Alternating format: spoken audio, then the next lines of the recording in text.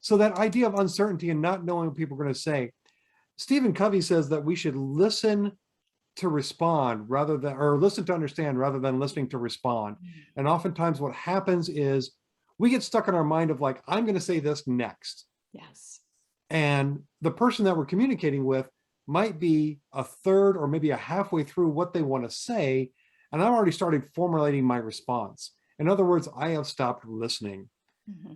With improv, we teach that concept that everybody hears, yes, and, which means I'm going to listen to your idea and I'm going to accept it. That's the yes part. And I'm going to build onto it. And that's the and part. Mm-hmm. However, if I don't listen to the end of everything that you're saying, then I might come up with an idea and build on something that's nowhere near what you're considering at all. You just had to get through all this other information to get to the important idea or the important point of what you needed to say. Yeah. So I run an exercise with my clients, whether it's in a workshop or one-on-one, where we practice yes anding. So there are two people in a scene, if you will, and person A speaks, and then person B has to say the last word that person A said. So maybe it's hot dog, for example, something, something, something, hot dog. Person B then would say hot dog, yes, and there. So I'm forcing them, it's kind of contrived, but it forces them to listen to the end of what the other person has to say. Mm-hmm. Just want to tangent back to just quickly, the yes and idea also, it slows us down. And I've been repeating this phrase ever since I heard it early last year of we need to slow down to go fast.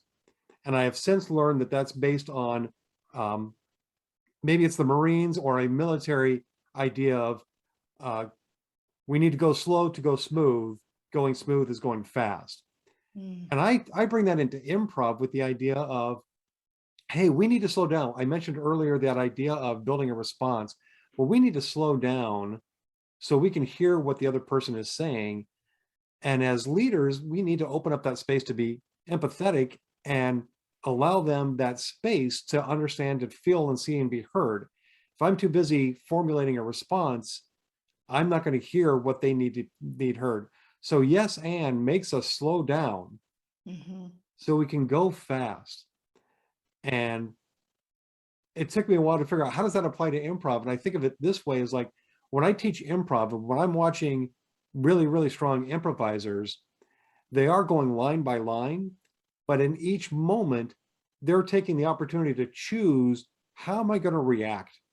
What's my emotional reaction? And how does that affect this relationship right here in this moment? When you see really strong improvisers, or maybe watch Whose Line Is It Anyway? I love that These, show. yeah, so much fun. These are people that have been studying and practicing for years, and they might not even be aware that they're doing it anymore. It's become automatic, much like driving a car, that, you know, I'm completely unconscious of what my brain is doing. So improv trains us to slow down and listen and really hear, not only with our ears, but with all of our senses.